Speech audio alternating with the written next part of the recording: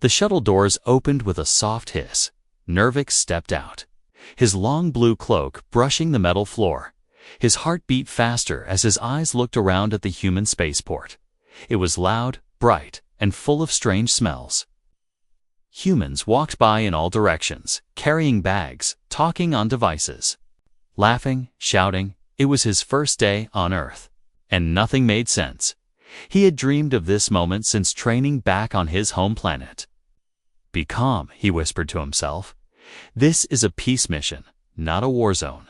But before he could take 5 steps forward, a hand grabbed his shoulder. He turned sharply, only to see a tall alien with sharp silver eyes.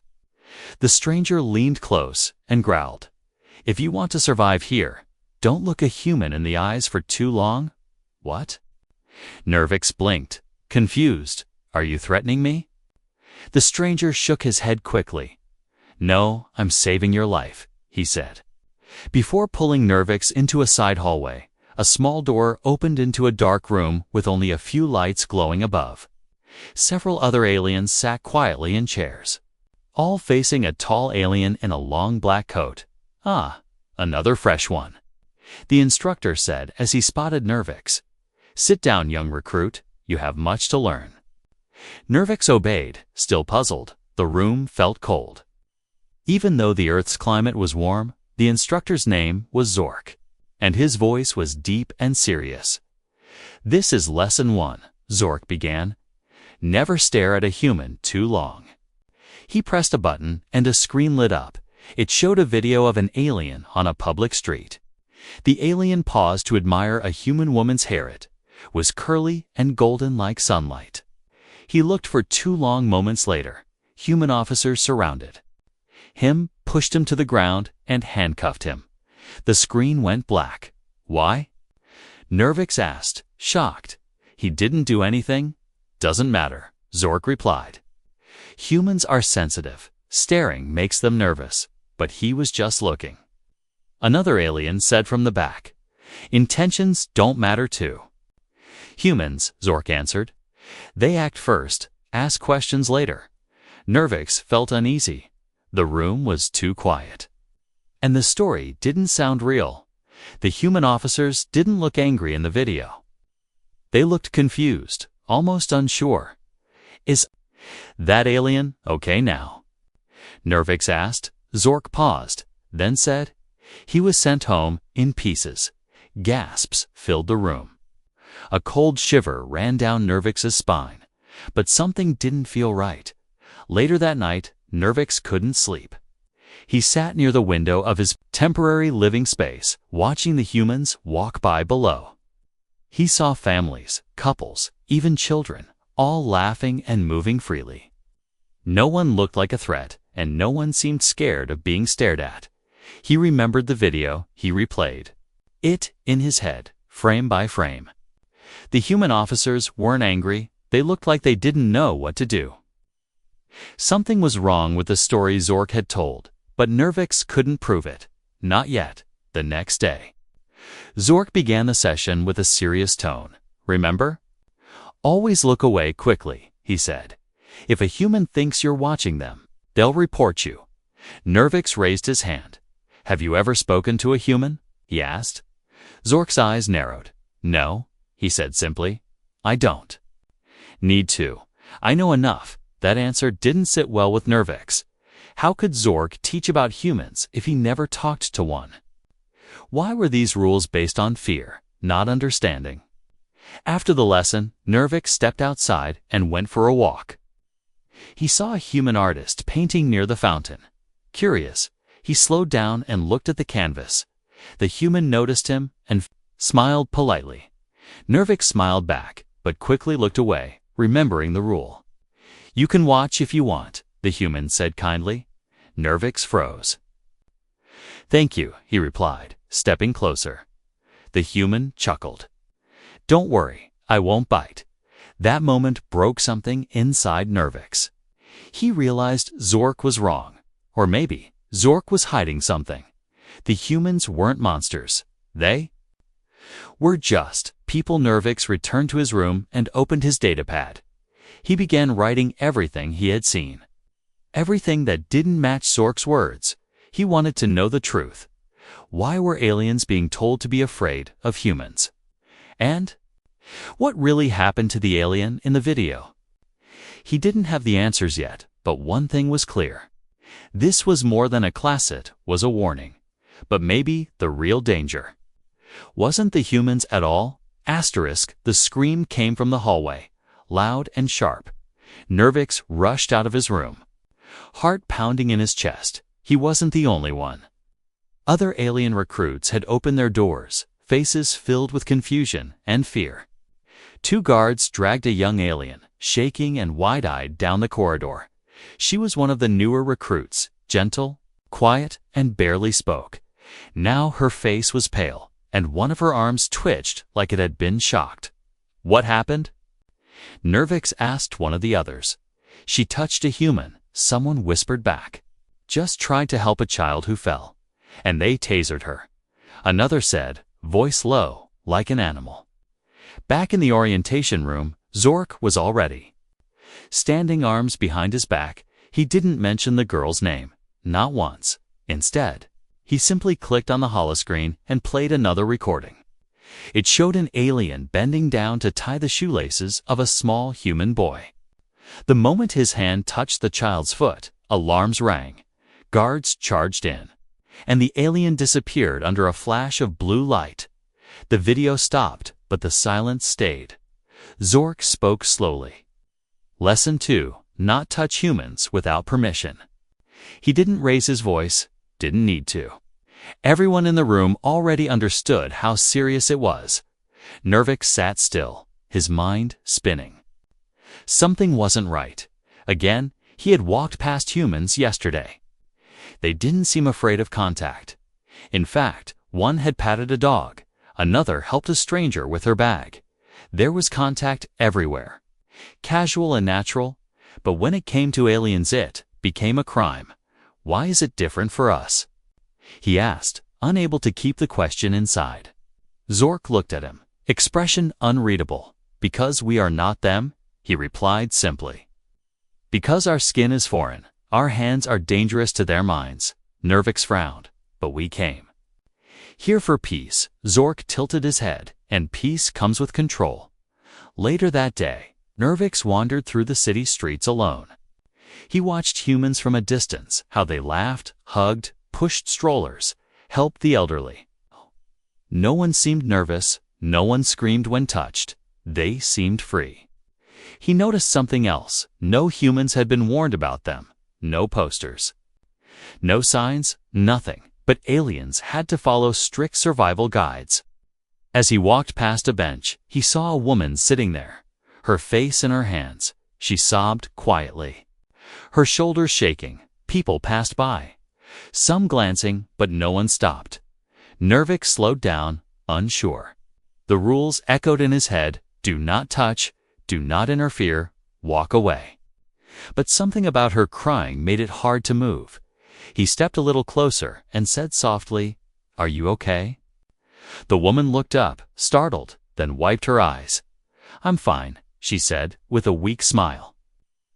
"Just a bad day." Nervix hesitated. "Do you need help?" She shook her head, but her eyes looked grateful. "No, but thank you for asking," she said gently. Then she noticed the strange lines on his face, the alien shimmer of his skin. "You're not from here, are you?" she asked. He shook his head. "No, I'm new." "Well, you're already more kind than half the people who live here," she said, with a dry laugh. And just like that, she stood and walked away. No fear, no guards, no tasers, just a human. Being human, Nervix stood there for a long time, thinking, why was Zork teaching them fear? Why was every example a horror story, every lesson a warning, every memory a punishment? Something was missing. Something was being hidden that night. He went back to the archives. He searched the name of the alien girl who had been taken. There was no record of her, no name, no history, no log of her ever arriving on Earth. It was like she had never existed. Nervix closed the terminal slowly. He wasn't just here to learn about humans anymore. Now he had to uncover what these lessons were really about, and who was truly controlling the story. The lights flickered just as Nervix walked into the briefing hall. Something was wrong with the atmosphere. He could feel it in the way the air pulsed. The other alien recruits sat frozen in silence. Staring at the holoscreen, Zork stood still, his face unusually tight. "Today's lesson," he finally said, "will be." Uncomfortable, he didn't explain further. Instead, he tapped the screen. And a strange video played. It showed an alien grinning widely at a group of humans in a restaurant. His smile stretched across his face. Fangs fully visible, the humans slowly stopped talking. Their faces filled with unease. A moment later, a man pulled out a phone. And the screen went black. "That alien," Zork said with a grim tone, "was taken by authorities in less than 5 minutes. No one in the room dared speak. Lesson 3, Zork added. Never show your teeth when smiling at a human. Humans see teeth as weapons. Smiling is fine, but keep your mouth closed." Nervix blinked. Trying to understand, on his planet, smiling big was a sign of warmth.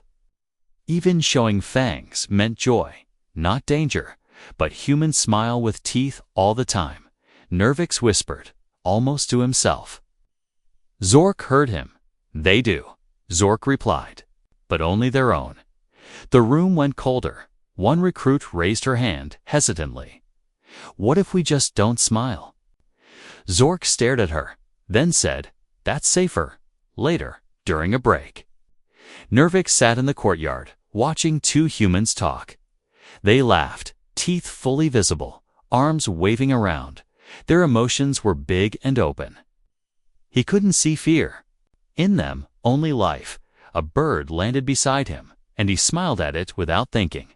But then he heard a soft voice behind him. "You've got a warm smile."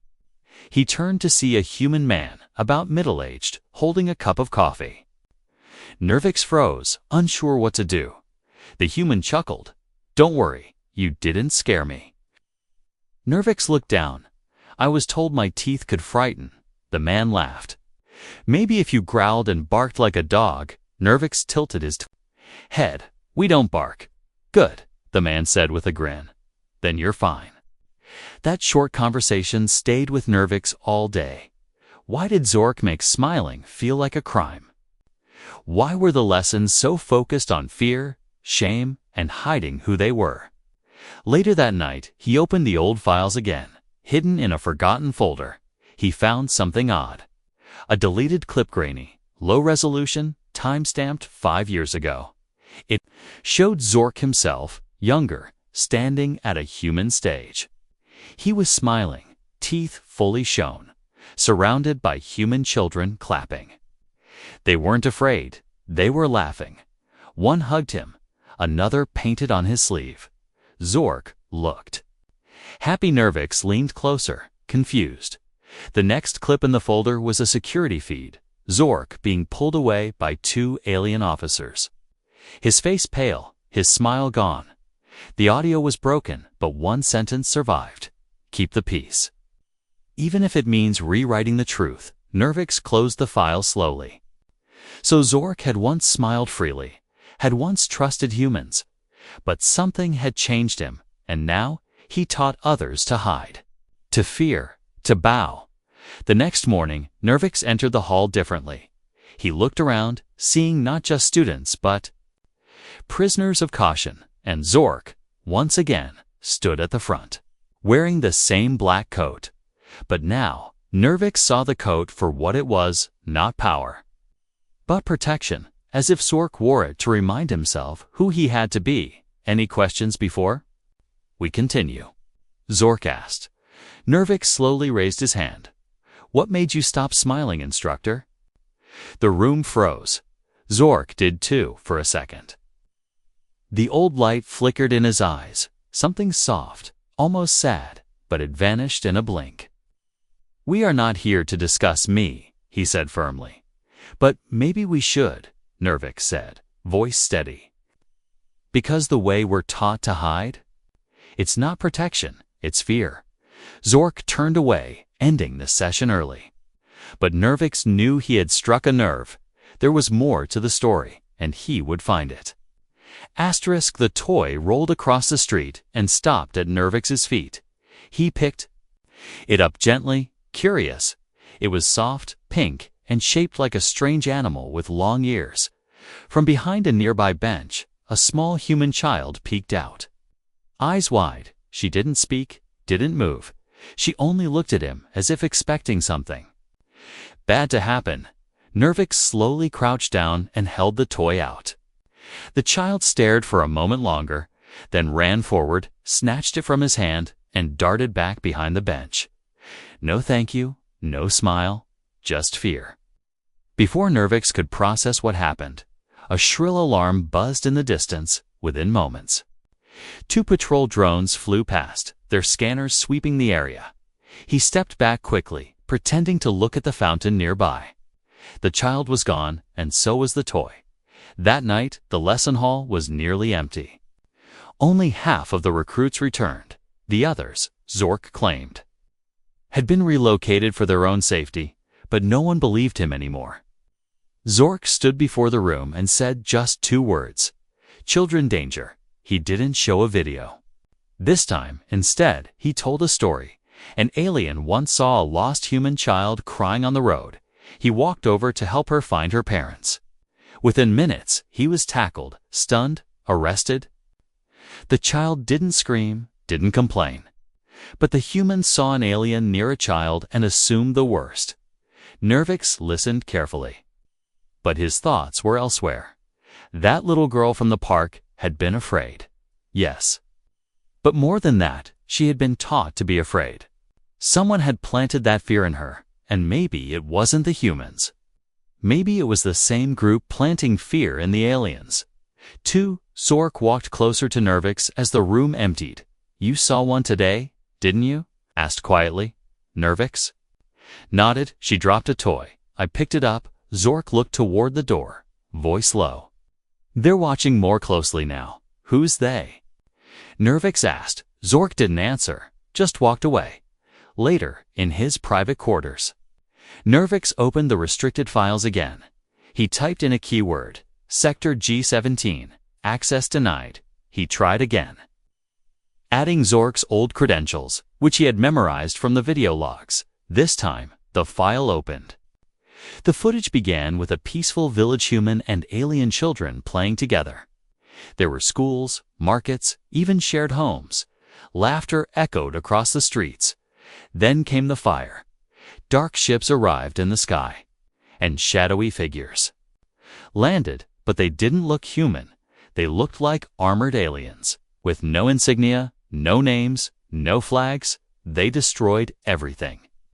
Every human in the village vanished, and the alien settlers were erased from history. The file ended with one sentence, blinking red on the screen. Never let integration repeat control all contact. Nervix stared at the words, sick to his stomach. So this was never about humans fearing aliens. It was about certain aliens fearing what happened when the two lived together. Real peace had existed once, and someone destroyed it the next morning. Nervix didn't attend the lesson. He stood at the park, waiting. Hours passed, and then finally, the little girl from before appeared again. This time, she wasn't alone. A human woman, likely her mother, walked beside her. The girl spotted Nervix and pointed. Her mother looked, eyes wary. Nervix didn't move, didn't smile, didn't wave. He simply stood still, peaceful and quiet, to his surprise. The woman nodded slightly, and they walked past without fear. Something was changing, maybe slowly, but it was real. Nervix turned and walked back toward the center. He wasn't sure what he would do next, but he knew one thing for certain now. The real danger wasn't being near humans. It was staying silent while others rewrote the truth. A loud knock echoed through the hall at midnight. Nervix sat up in his bunk, still half asleep. The knock came again, but slower this time, as if someone didn't want to be noticed. He opened the door cautiously, expecting a drone, or maybe an instructor, but instead, it was a recruit one who'd been missing for 2 days. His name was Drex, and his face looked different. Not wounded, not scared, but empty. Like someone had taken something out of him and forgotten to put it back. "I need to talk," Drex whispered. Nervix let him in, locking the door behind him. For a while, Drex didn't speak. He simply stared at the wall like he couldn't find the right words. Then finally, he muttered, "Don't say you're better than them." Nervix frowned. "What do you mean?" Drex slowly turned his head. "They make you say it. The ones who took me, they made me repeat it." He began to tremble as if the memory itself hurt. "Say you're not superior. Say humans are your equal. Say it again and again and again." His voice cracked on the last word. Nervix had no answers, only questions. Why force that kind of confession? What did superiority have to do with safety on Earth? The next morning, Zork's lesson began late. His eyes were red and his voice lacked its usual weight. He opened a file and said, "Lesson 5, do not speak of alien superiority." He played a video of an alien bragging on a human podcast. The alien said his race was more intelligent, more advanced. Within hours, he vanished from public life. Zork looked at the recruits and said, "You may think it's just pride, but pride is poison here." Nervix raised a hand slowly. "What happens to those who refuse to say they're not superior?" Zork didn't answer immediately. Instead, he walked to the corner of the room and whispered something to the wall. A hidden panel opened, revealing a narrow hallway. "Come," he said, only to Nervix. They walked through dim corridors until they reached a quiet chamber. Inside were dozens of old memory chips, some broken, some glowing faintly. Zork picked up one and placed it in the reader. A recording played. It showed a younger version of Zork arguing with another alien. "You're playing their game." Zork had said back then. The other alien replied, "No, I'm ending it." Seconds later, security units barged in, tackled them both, but only Zork was spared. The other was taken away, never seen again. Zork paused the video, his hand shaking slightly. "That alien was my brother." He whispered, "He believed our kind should be proud, not silent. They called it rebellion. I called it honesty." Nervix stood quietly, the truth slowly forming in his mind. Zork wasn't just teaching survival. He was protecting them from something bigger, something that punished ideas more than actions. Back in his room, Nervix stared at the ceiling. He remembered how Drex repeated those words. "Say you're not superior." They weren't trying to protect humans. They were trying to erase self-worth from alien minds. Like pride was a virus that needed to be wiped out before it spread. And yet, the humans Nervix met never seemed threatened. It wasn't humans demanding submission. It was someone else entirely. Someone afraid of what might happen if both species saw each other as equals and still stood proud. The next day, Drex was gone again. His name erased from the list. His bed cleared, and no one said anything. Not Zork, not the other recruits, not even the system. But Nervix had already made a choice. He would not repeat the lie, even if it meant disappearing like the others. The lights didn't flicker this time, they went out completely. Total darkness swallowed the entire level. A soft hum followed. Then silence so thick it felt like sound had died. Nervix sat still, waiting. His eyes adjusted slowly, but his thoughts moved faster. He had heard stories of what happened during blackouts. Some called it a reset. Others whispered of disappearances. No one knew for sure, because no one who asked ever got answers. Then came the knock, gentle but urgent, not at his door, but from beneath his floor. He knelt down and found a hatch he had never noticed before. It opened with a faint hiss, revealing a ladder that led into a tunnel of blue light. He hesitated for only a second, then climbed down. Something told him this was not part of the lesson plan. At the bottom stood Zork, without his coat. Without his mask, he looked tired, his eyes sunken but strangely calm. They're listening above. He said quietly, "Down here, they can't hear us." "Who are they?" Nervix asked. Zork looked at the glowing walls, as if they were listening anyway. "The ones above." He whispered, "Not humans, not even aliens like us. Something else." He led Nervix through the tunnel, passing old machines and broken records. "This used to be a research center," Zork explained. "We came to Earth to build peace." "Not fear?" Nervix asked. "Then what changed?" Zork stopped at a sealed door, placed his hand on it, and sighed. "They came," he said. "The ones who hate balance, they don't want humans and aliens to trust each other. They want both sides weak and divided." The door opened, revealing a chamber filled with old recordings, artifacts, and statues. Images of humans and aliens working together, building, healing, laughing. There were photos of alien doctors treating human children, of humans planting alien seeds. It was history no one taught anymore. Nervix stared in disbelief. "These are real." Zork nodded. "Very real, very dangerous. Why hide this?" Nervix asked. Zork leaned close and whispered, "Because once we realized peace was possible, they feared what came next. Unity, strength, resistance, not from humans or aliens, but from both." Together, the lights flickered again. A signal that time was running out. Zork pulled something from a drawer chip, small and smooth. "This has everything," he said, handing it to Nervix.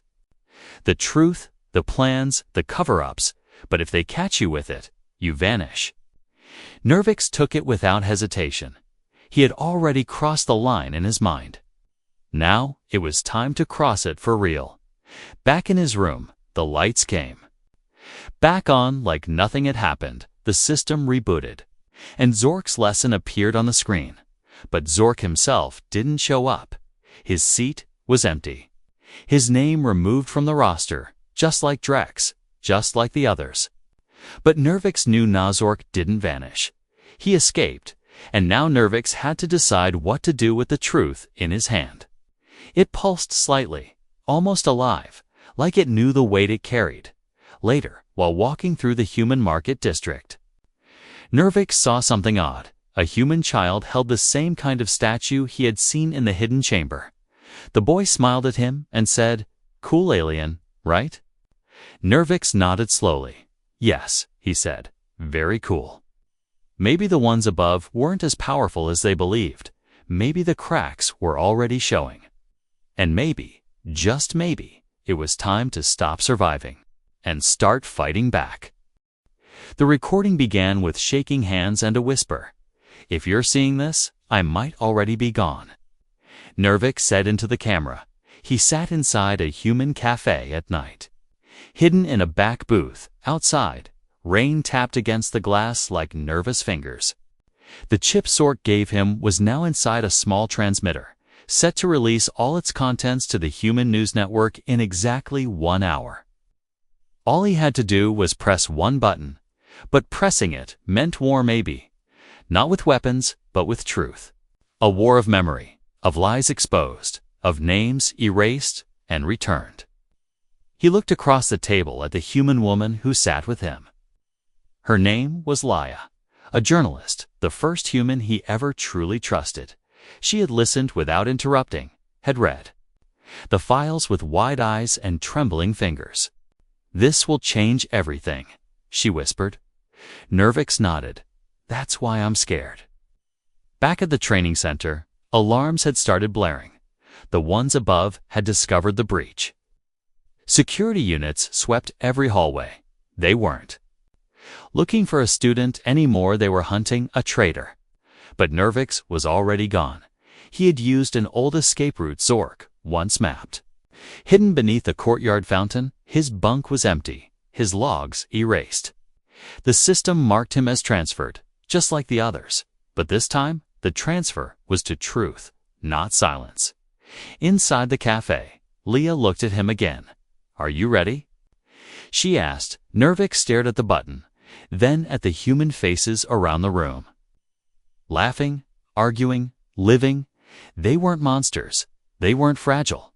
They were just people. He pressed the button. For a few seconds, nothing happened. Then the cafe lights blinked. Outside, large display screens across the street shifted. Instead of advertisements, the truth began to play. Images of destroyed, peaceful colonies, videos of aliens smiling and being punished. Audio of the phrase, "Say you're not superior," repeated. Like a chant, and then Zork's final words, "Don't fear humans, fear those who fear them too much." Panic hit the training centers. Recruits everywhere saw the broadcast and began asking questions. Some fled, some rebelled, some simply sat down and cried. The ones above scrambled to cut the signal, but it was too late. Laia squeezed Nervix's hand beneath the table. "You just started a revolution," she said. Nervix shook his head. "No." He replied, "I just reminded people that the past was real. Days passed, the alien alliance denied everything. The ones above sent official statements calling the broadcast a fake. But the seeds had been planted.